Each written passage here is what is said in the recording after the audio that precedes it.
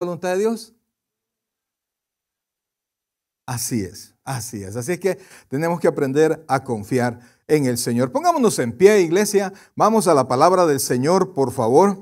Y el tema de ahora, y mire, yo supongo que por Dios hace las cosas, ¿verdad?, perfectas, es creciendo aún en medio de las adversidades. Ese es el tema. Y vamos a buscar, por favor, Jeremías, capítulo 29, versículo 11. Un solo versículo vamos a leer para comenzar. Jeremías capítulo 29, versículo 11. Yo sé que muchos inclusive se saben de memoria este texto, pero yo no sé si conocemos el contexto de este texto. Y de eso vamos a hablar. Dios tiene control y si Dios nos ama, Dios nos ha redimido, igual Dios ha cuidado a la nación de Israel.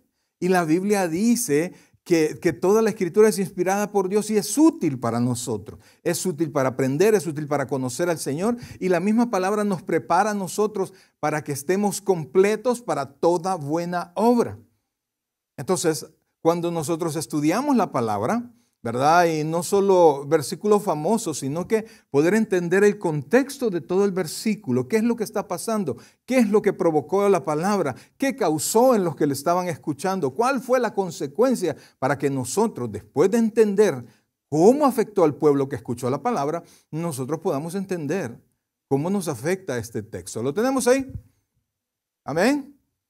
Póngale atención, por favor. Yo les recomiendo que se aprenda de memoria este versículo. Porque a veces no entendemos, bro. Y esto usted lo puede conjugar con aquel: mis pensamientos son más altos que vuestros pensamientos. O sea, están en otra sintonía, están en otro nivel. Y nosotros no podemos, aunque querramos, saber todo de Dios, entender cómo piensa Dios. Hay principios que nos guían, pero cómo lo finito puede entender lo infinito. El Espíritu Santo nos da luces para que nosotros podamos entender ciertos detalles de la palabra.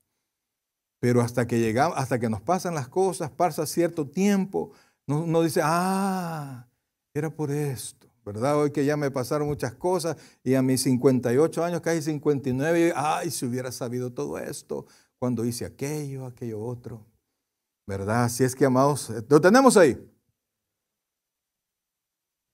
Oiga, en medio de la adversidad, creciendo o avanzando aún en medio de la adversidad. Dice así la palabra del Señor, lo que leemos en el nombre del Padre, del Hijo y del Espíritu Santo. Oiga esto: porque yo sé los pensamientos que tengo acerca de vosotros. ¿Quién dice? Dice Jehová. Pensamientos de paz y no de mal, para daros el fin que esperáis. Oh, buen Dios y Padre nuestro, en esta tarde, Señor, estamos aquí reunidos para alabarte, para glorificarte, pero también, Señor, para poner nuestro entendimiento en tus manos. Que sea tu Santo Espíritu, Dios bendito, que nos hable al corazón, que nos enseñe, Padre, a ver de las experiencias de la palabra, porque por causa de nosotros escribió toda la palabra, Señor, para que podamos aprender, para que podamos ser formados por ella, para que corte todo lo que no está bien y haga crecer todo lo que está bien, Señor. Ponemos nuestra mente en tu palabra. Espíritu Santo, toma control y háblanos al corazón. Enséñanos, Dios, porque queremos crecer aún en medio de la tormenta, en medio de la adversidad y también en el tiempo de prosperidad. Gracias, Padre. Gracias, Dios. Te alabamos, te bendecimos y te glorificamos. En el nombre de Jesús decimos todos amén y amén. Pueden sentarse, por favor. Pues yo no sé si usted conoce el contexto de ese versículo. Yo tuve que estudiarlo cuando estaba aún en el seminario. Habían porciones cronológicamente de la palabra que yo no podía entender, ¿verdad? Por ejemplo, hablaba del reino del sur, del reino del norte, porque de repente se refería a Israel como al pueblo de Dios como Israel, y por qué de repente Judá, qué es lo que pasó. Y entonces me metí a estudiar. Esto lo puede usted encontrar ahora con las redes, con la tecnología, ¿verdad? Usted solo puede googlear o buscar en no sé cuál es su buscador y busque cautiverios de Israel. Solo así ponga y le va a salir el cautiverio babilónico y el cautiverio asirio. Entonces, amados, este versículo tan hermoso que a todos nos gusta y que hemos escuchado las predicaciones de una y mil cosas, tiene un trasfondo muy, oiga bien, muy difícil. Y es un trasfondo que no comienza en tiempos de Jeremías, sino que es anterior a Jeremías. ¿Por qué? Porque, ¿se recuerda usted cómo se llamaba el primer rey de Israel? Saúl. ¿Quién sucedió a Saúl? David, ¿verdad? Y el tercer rey de Israel fue Salomón, ¿verdad? La Biblia dice que Salomón recibió un don muy especial de Dios. ¿Cuál fue? Sabiduría. La Biblia dice que él ha sido el hombre más sabio, que nunca ha existido uno tan sabio y nunca existirá otro más sabio que él. Por supuesto, ahí no tomamos, en esa medida no incluimos al Señor Jesucristo. Entonces, definitivamente que Salomón, óigame, es como decía un amigo, no me sé, es queso fresco, me decía, cuando hablaba de personas que eran muy, muy inteligentes, muy sabias. Pues Salomón es y será el hombre más sabio que ha existido. Entonces, amados hermanos, recibió el reino de parte de su padre, y las mismas reglas que Dios estableció para David eran establecidas para Salomón. Sin embargo, Salomón, con toda su sabiduría, la utilizó para hacer negocio. Diga conmigo, negocio, ¿verdad? Y de tal manera que inclusive esclavizó o subesclavizó a su propio pueblo para construir el templo y para construir la casa real y otras edificaciones. Entonces, Salomón hizo crecer a Israel. El tiempo de oro de Israel solo fueron en 2 reinados, en el tiempo de David y en el tiempo de Salomón. Realmente con David fue el verdadero etapa de oro de Israel, porque con Salomón, si bien es cierto, creció en territorio y en riqueza, pero espiritualmente Salomón hizo decaer al pueblo. ¿Por qué? Porque hizo justamente lo que Dios le dijo que no hiciera. No te juntes con las mujeres que no eran israelitas. Salomón sabía que el matrimonio no solamente era para hacer familia a ese nivel de realeza, sino que unía reinos. Hacía crecer su influencia. Y por eso es que usted ve en la Biblia que David tuvo como 1000 esposas y como 700 concubinas. El tipo le sacó a su cargo, le sacó todo provecho. Y entonces Salomón llegó a ser exageradamente rica. De hecho, la reina de Saba, narra la escritura, que llegó porque quería ver si la sabiduría y la grandeza de Salomón era tal, que cuando llegó al reino, cerca del trono de Salomón, vio a uno de los servidores de Salomón y le rindió pleitesía porque pensó que el servidor de Salomón era Salomón. Así de grandeza, así era la grandeza de Israel en ese tiempo. Inclusive la plata bajó de tener importancia porque había tanta en Israel, había tanta abundancia. Pero lo que sucedió es que al unirse con personas de diferente fe, oiga esto por favor, cuando se casó con mujeres que no eran creyentes, por decirlo así, lo que sucedió, amados hermanos, es que las mujeres no se convirtieron a Salomón. Por eso es que la Biblia nos manda a no unirnos en yugo desigual, porque es mentira, amados. Solo que Dios hace un milagro, el esposo impío o la mujer impía se va a convertir al Señor. Así de sencillo, es mentira. Entonces a Salomón no se le convirtió ni una. Y entonces, por el contrario, Salomón empezó a adorar a los dioses de sus mujeres, a construir templos para adorar. Y el mayor problema que no solo hacía que existiera ese templo, sino que su pueblo, el pueblo santo, el pueblo de Dios, participaba en esas adoraciones hasta llegar al punto que el rey mismo, por complacer a sus esposas, participaba de la adoración. Dios se enojó de tal manera que le dijo a Salomón que iba a partir el reino.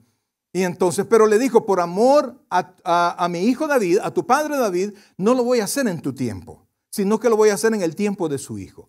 A Salomón, ¿quién sabe cómo se llamaba el hijo de Salomón que le sucedió? Ahí lo agarré, ¿verdad? Se llamaba Roboam. Diga conmigo, Roboam. Él fue el que recibió el reino. Pero como Salomón había cargado tanto la mano en impuestos en el pueblo, cuando recién recibió el pueblo, todos los jefes tribales se acercaron a Roboam para pedirle que bajara sus impuestos. Ustedes conocen esta historia, ¿verdad? Yo solo sé que se las estoy recordando. Entonces, amados, el pueblo llegó y le dijeron, bájanos los impuestos.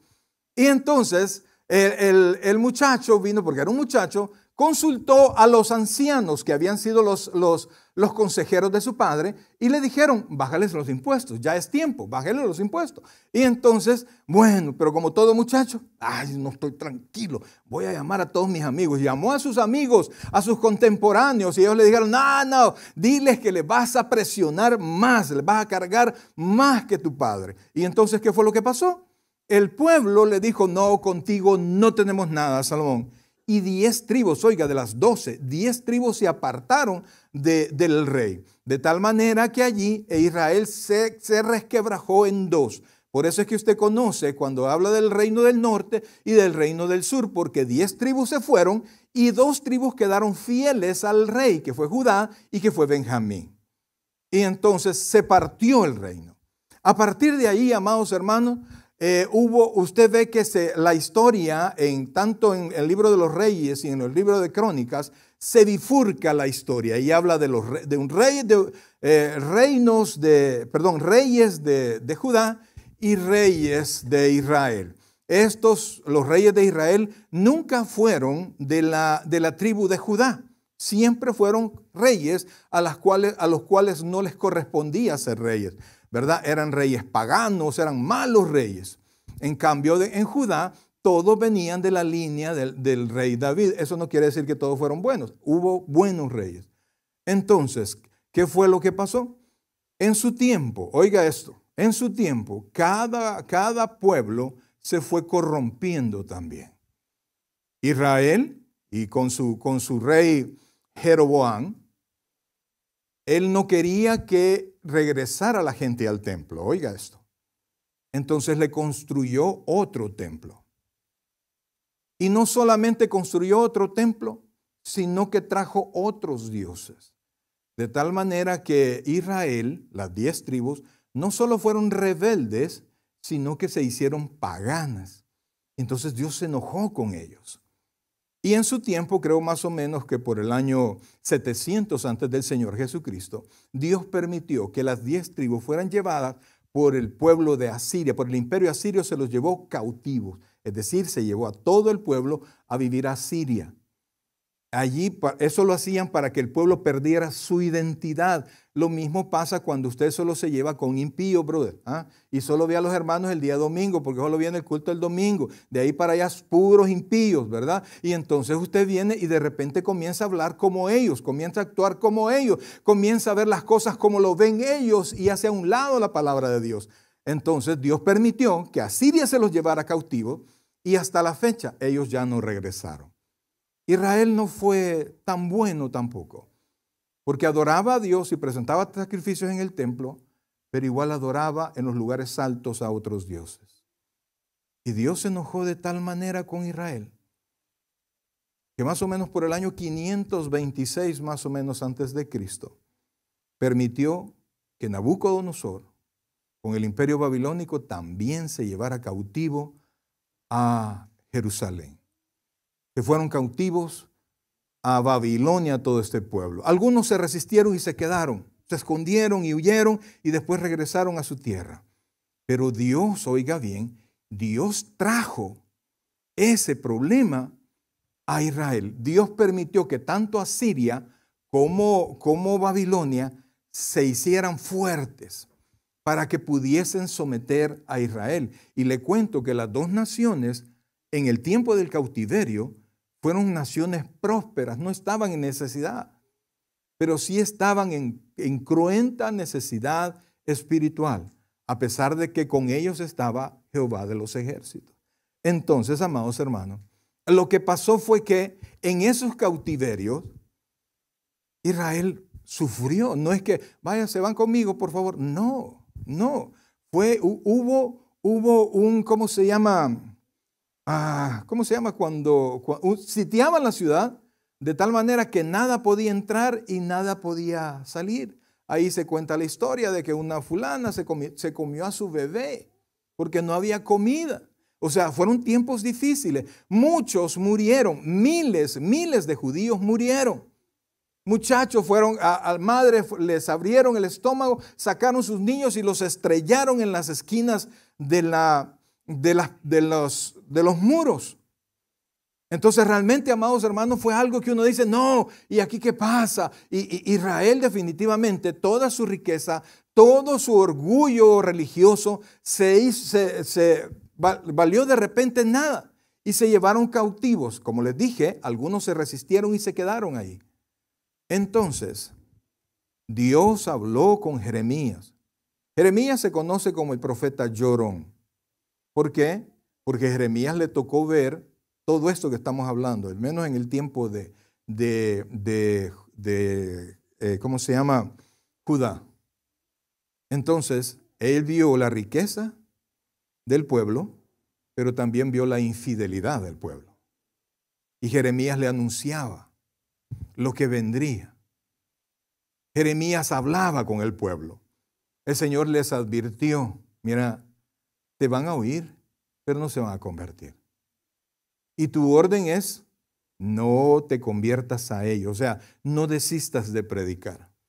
Y esto para Jeremías fue tan duro que Jeremías le presentó la renuncia al Señor. Y el Señor le dijo, pues no te la acepto. Y lo mandó a seguir predicando. Pues en este tiempo Israel estaba en Babilonia sufriendo increíblemente.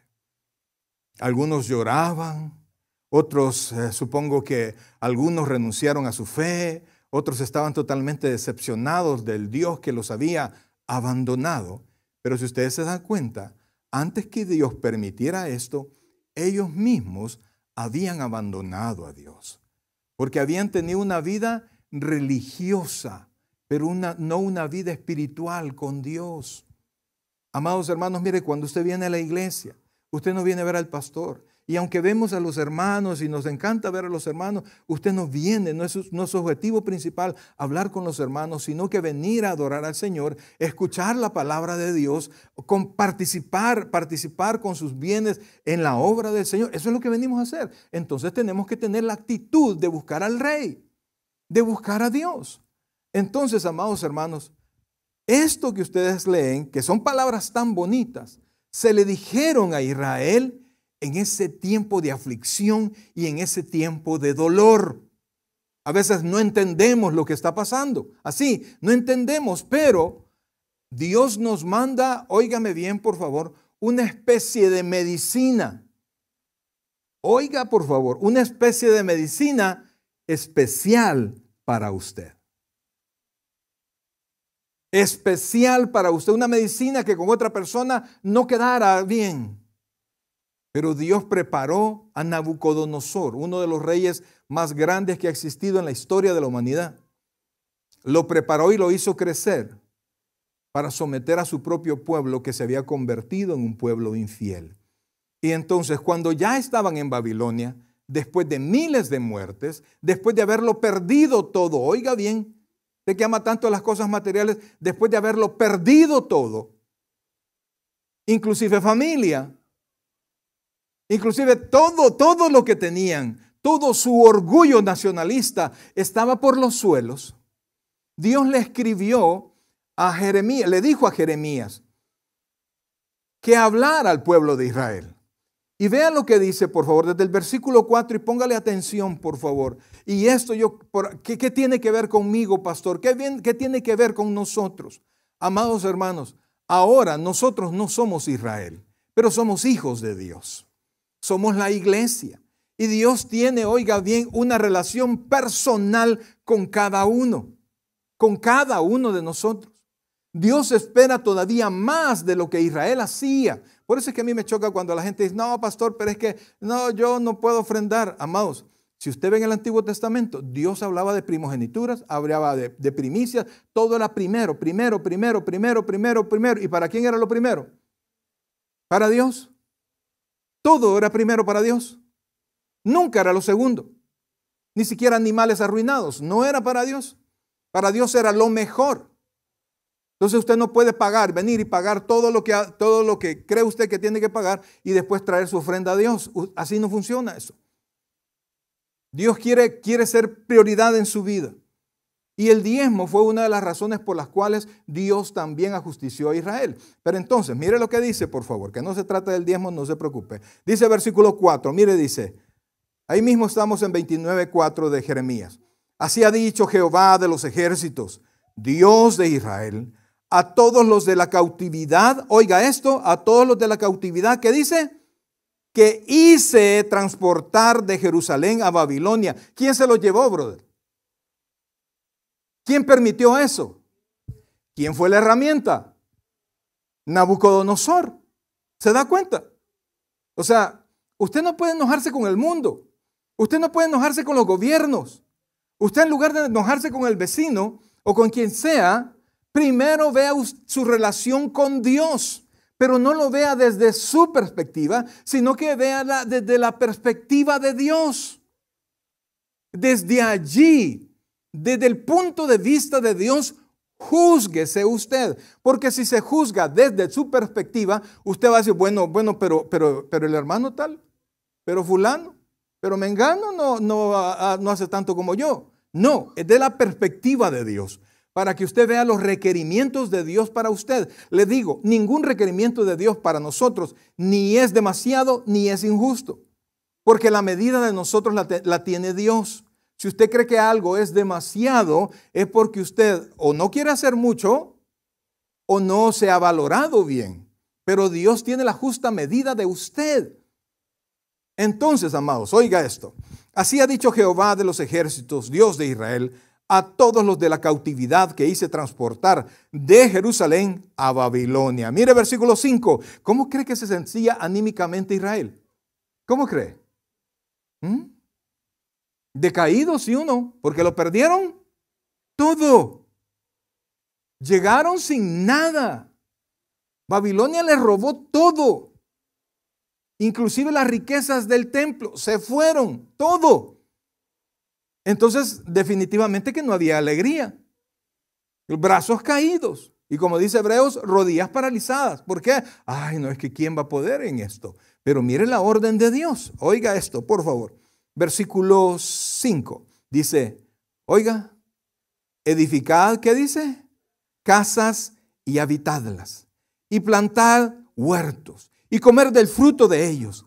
Casaos y engendrad hijos e hijas. Dad mujeres a vuestros hijos, y dad maridos a vuestras hijas, para que tengan hijos e hijas. Y mire qué dice ahí, y multiplicaos, ¿dónde? ¿En Jerusalén? No, allí. ¿Y dónde es allí? En Babilonia. Y entonces dice, y no os disminuyáis, y procurad la paz de la ciudad a la cual os hice transportar. En otras palabras, amados hermanos, lo que le estaba diciendo Dios a Israel, acepta el castigo. Acepta ese movimiento que yo he hecho en tu vida. No viene del diablo, viene de mí, dice el Señor. Acéptalo, donde yo te puse, tienes que florecer. ¿Está conmigo? Y entonces, amados hermanos, hay movimientos que nosotros no hemos querido hacer. Hay movimientos que nos desagradan. Pero Dios te ha traído donde estás. Dios te ha traído en la condición en la que estás. No debes tú dar pasos para atrás. Dios tiene todo calculado. Él es soberano. No hay nada, ninguna sorpresa en Dios. Es más, Él conoce nuestro corazón. La Biblia dice que la palabra no ha salido de nuestra boca y Él ya lo conoce toda. Y el rey David decía ante eso, tal conocimiento es demasiado para mí. ¿Para dónde nos movemos? ¿Qué decimos? ¿Cuál será nuestra opinión? El Señor dice que donde sea que usted esté, que sea lo que usted esté pasando, esté conforme o no esté conforme, la Biblia dice que avance. Diga conmigo, avance, crezca. Y mire qué hermoso esto, por favor. Dice, y procurad la paz de la ciudad a la cual os hice transportar. ¿Cuál cree que sería el sentimiento de los israelitas para con los babilonios? ¿Cuál sería el suyo? Si le quitan todo y lo traen, fíjense que no estaban como esclavos, pero llegaron como pordioseros y algunos habían tenido plata. ¿Y qué es lo que le dice el Señor? Y procurad la paz de la ciudad a la cual os hice transportar y rogad por ella a Jehová. Ahí está hablando Jeremías. No se pongan a pelear con Babilonia, ni con los babilónicos. Al contrario, oren por ellos. Y les da la explicación. Porque en su paz tendréis vosotros paz. Yo no sé qué está viviendo usted, brother. Ya ahorita los veo y parece que todos están inconformes y desanimados, brother. Yo no le cuento mis problemas porque yo vengo aquí a motivarlo, no a desmotivarlo. Pero cualquiera que sea las cosas que le esté pasando, enfermedades, lo que sea que esté pasando, dificultades, inconsistencias en lo que su vida es, a lo que usted quisiera, lo que sea que esté pasando, Dios dice que lo acepte y camine y se desarrolle. Sí, es cierto, Dios quiere, como la alabanza preciosa que cantábamos allá con el pastor general, un milagro. ¿Se acuerdan de esa? Dios quiere hacer en mí. Sí, pero quiere que primero avances. Como nos dijo el hermano José aquí, Dios hace lo imposible. Pues lo posible lo hacemos nosotros. Y avanzar, el primer paso lo tiene que dar usted.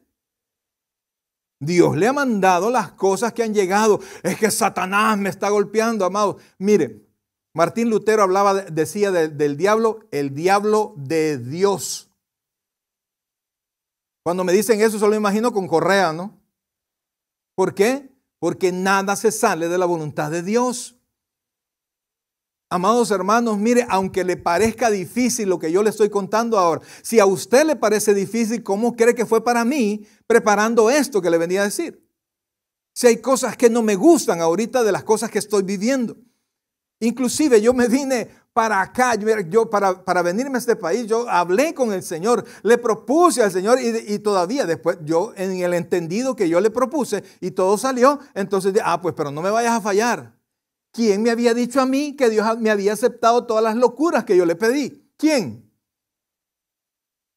Si Dios no se pone de acuerdo conmigo, usted tiene que aceptar la voluntad de Dios. Y para eso tiene que aceptar lo que le esté pasando. Por eso es que el creyente puede vivir constantemente en gozo. No es masoquista, es un gozo que viene de la confianza. No sé si se comprende lo que estoy hablando, amados hermanos. Y por eso me fue necesario irme hasta el tiempo de Salomón. Para que podamos entender, amados, que este tiempo y este versículo tan hermoso viene de en medio de mucha dificultad, dolor y muerte en Israel, quienes lo recibieron. Y entonces, vea lo que dice, por favor. Dice, y no disminuyáis, versículo 7, y procurad la paz de la ciudad a la cual os hice transportar, y rogar por ella a Jehová, porque en su paz tendréis vosotros paz. Porque así ha dicho Jehová de los ejércitos, Dios de Israel, no os engañen vuestros profetas que están entre vosotros, ni vuestros adivinos, ni atendáis a los sueños que soñáis. Es más, mire lo que dice, no le hagan caso a todos estos predicadores que están hablando de un evangelio que solo es prosperidad y prosperidad y prosperidad, y cuando vienen estos problemas, esa prosperidad no cuaja, esas promesas de prosperidad no cuajan, porque a veces nuestra realidad es otra. Y amados, diferente es cuando usted se ha descuidado, cuando usted no trabaja, que hay necesidad, claro que va a haber necesidad. Pero cuando usted está tratando de hacer lo bueno, cuando usted está trabajando y de repente vienen momentos difíciles, casi terremotos que sacuden nuestra vida, usted tiene que seguir creyendo en Dios, confiando en Dios y caminando. Así, mire, como aquellos carritos que usted le da a estar, comienzan las llantitas a funcionar, pero mientras usted no los pone en el suelo no camina. Pero si lo pone en el suelo, ¿qué pasa? Comienza a correr el carrito. Así tiene que ser usted, esperando lo que Dios hace, pero sin dejar de caminar. Pero no se puede tener esa confianza. No se puede tener esa actitud, no se puede tener esa actitud de avanzar en medio de la dificultad si no te confiamos en Dios, que Dios tiene el control. Si no hay eso, amados hermanos, yo le estoy hablando en chino y usted se va a enojar conmigo, pero yo no escribí esto, yo solo soy un mensajero. Pero sigamos leyendo, por favor. Dice, versículo 10, porque así ha dicho Jehová, cuando en Babilonia se cumplan 70 años, yo os enviaré, oiga esto, cuando en Babilonia se cumplen ¿cuántos? 70 años, quiere decir que mucha gente iba a morir en Babilonia.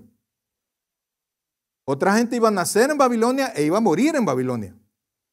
Pero había una generación que iba a recibir esta promesa, que esta promesa era para ellos. E inclusive hubo personas que vivieron en los dos tiempos. Y dice la Escritura que ellos vieron, porque cuando regresaron encontraron a Israel todo hecho pedazos y reconstruyeron el templo. Pero los jóvenes cantaban de alegría, los ancianos lloraban, porque la gloria del templo nuevo no se comparaba con la gloria del templo anterior. Entonces, por eso le digo, muchas personas no volvieron a Israel, otras sí volvieron.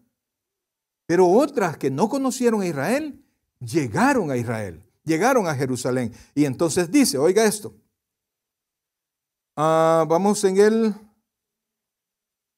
10. Porque así ha dicho Jehová, cuando en Babilonia se cumplan 70 años, yo, y esto es importante, yo os visitaré. La visitación de Dios, amados hermanos, no es solo la venida de Cristo, la segunda venida de Cristo. Ponga atención a esto. Ponga atención a esto. No es solo la venida de Cristo. Ese es el regreso del Señor. Pero cuando usted esté en problemas, oiga y ponga atención, cuando usted esté en problemas, va a llegar un momento en que Dios lo va a visitar. Pedro nos llama a que nosotros tengamos buena nuestra manera de vivir, aunque la gente hable mal de nosotros, o sea, los impíos. A un impío usted no le cae bien, brother. Si usted es un buen creyente, no le cae bien, porque aunque no hable mal de él, el solo vivir como creyente, usted ya les cae mal, brother. Entonces, amados, usted y yo estamos llamados, y es que es tan importante, amados hermanos, que nosotros podamos comprender que Dios nos va a visitar a cada uno de nosotros en nuestra circunstancia. Y esa visitación es para ayudarnos. Pero si nosotros estamos en desobediencia, esa visita, en lugar de transformarse en bendición, se transforma en maldición. El Señor Jesucristo, cuando estaba enfrente de Jerusalén, lloró y le dijo que había querido congregarlo como la gallina llama a sus polluelos y no quiso. Pues este día, por no conocer este día de tu visitación, pues entonces el Señor Jesucristo le profetizó la destrucción de Jerusalén. Entonces, yo no sé cuándo va a venir el Señor. No sé, o sea, me refiero a la visita personal, a la ayuda de Cristo. Dios nunca nos desampara, pero nos permite que pasemos tiempos difíciles. En algún momento Dios va a ver su caso. ¿Está conmigo? Dios va a ver su caso. Y si usted está caminando como Dios dice que tiene que caminar, Dios lo va a bendecir, Dios lo va a exaltar y usted va a saber que Dios lo visitó. ¿Cree usted lo que estoy diciendo, amado? Así es que no se desespere. Camine. Camine. Yo no sé cuándo Dios va a llegar al expediente, por decirlo así. Algo tonto, no, pero a su escritorio. Dios nos tiene a la vista, pero tiene, como a Israel le tenía 70 años, Dios tiene un plazo para lo que nos está pasando. Dios tiene un plazo para nuestra enfermedad. Dios tiene un plazo para nuestros problemas. Y Él mismo se va a encargar. Y por eso tiene que reconocer. Y oiga, por favor, dice... entonces vuelvo al 10, porque así ha dicho Jehová, cuando en Babilonia se cumplan los 70 años, yo os visitaré. Y mire qué va a hacer. Y despertaré sobre vosotros mi buena palabra. Entonces, ¿por qué la va a tener que despertar? Porque estaba dormida. ¿Por qué? Dormida en sufrimiento, en decepción. Amados hermanos, cuando Dios dice arranquen la vida espiritual, no hay nadie que se detenga. Y por eso, amados hermanos, hablábamos ahí con unos hermanos, ¿verdad? Con los que discutimos todas las cosas de la iglesia, que de repente uno siente que hay hermanos que no quieren caminar, pues. Y por más que oremos y los motivemos y esto y lo otro, no quieren, brother. Y de repente, ¡pum!, les pasa un problema. Y entonces, en medio del problema, ya vienen de regreso encendidos todos, ¿verdad? ¿Por qué? Porque el problema que hizo, ¿los qué? Los despertó. Ahora le pregunto a usted, ¿usted necesita una calamidad? ¿Usted necesita un problema? En otras palabras, hijos, bueno, yo creo que a ninguno le han dado aquí, ¿verdad? Pero ¿necesita un cinchazo? No, no. Dios nos manda, oiga bien, a avanzar. Y si Dios decide que vamos a pasar un tiempo oscuro, amados hermanos, consígase una lámpara en la palabra de Dios y siga caminando. ¿Cuál es la lámpara de cada uno de nosotros? Son porciones de la palabra que nos dan fuerza, que nos dan autoridad sobre la adversidad. Y nos recuerdan que Dios no se ha descuidado de nosotros. Amados, aunque así parece, no los estoy regañando, brother, sino que quiero que despierte su corazoncito en medio de la adversidad. Porque Dios dice que en medio de la adversidad, ¿qué dice que tenemos que hacer? Avanzar, brother. Avanzar. Han habido cambios en su vida. Haga lo que siempre hace. Ore, lea la Biblia, trabaje, cante, alabe al Señor. Haga lo mejor. Amados, no se agüiten, por favor. Que esto, como los 70 años de Israel, y usted no se preocupe que no van a ser 70 años, ¿verdad? Ya había un dicho, ¿verdad? Ya en mi tierra, ¿cómo es? No hay mal que dure 100 años ni cuerpo que lo resista. No se preocupe, eso no va a pasar con usted. Despierte, brother. Alégrese en Jehová. Este es el día que hizo el Señor. Me alegraré y me gozaré en Él. ¿En quién se va a gozar? No en el día, brother, en Jehová. Y entonces, oiga esto, por favor. Después de todo esto, entonces viene el versículo 11. Porque yo sé los pensamientos que tengo acerca de vosotros, dice Jehová. Pensamientos de paz y no de mal, para daros, ¿el qué? El fin que esperáis.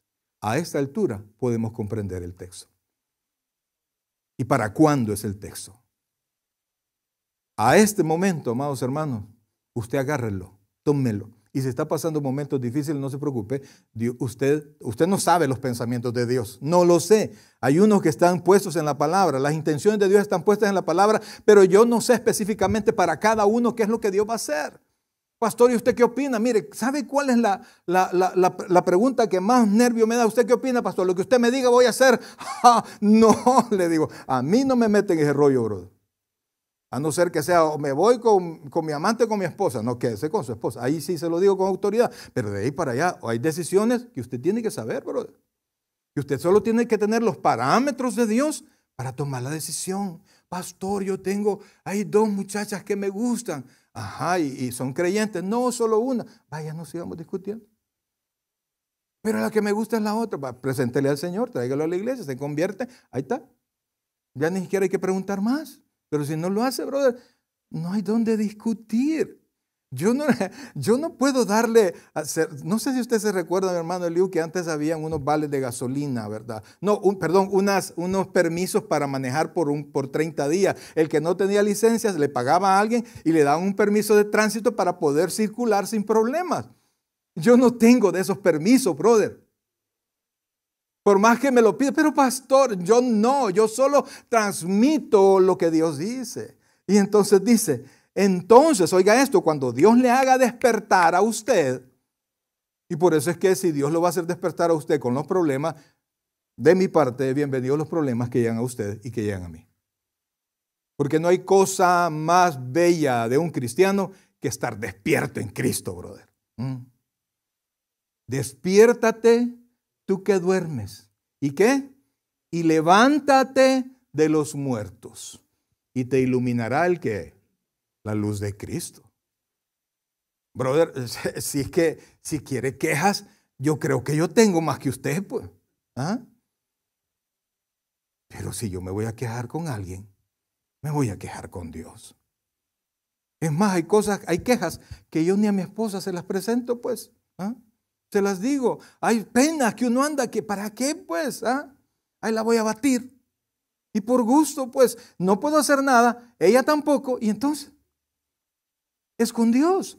Y sigue diciendo, miren por favor, entonces, no antes que te despierte, entonces me invocaréis y vendréis y oraréis a mí, y mire, como está despierto, ¿qué dice ahí? Y yo os oiré.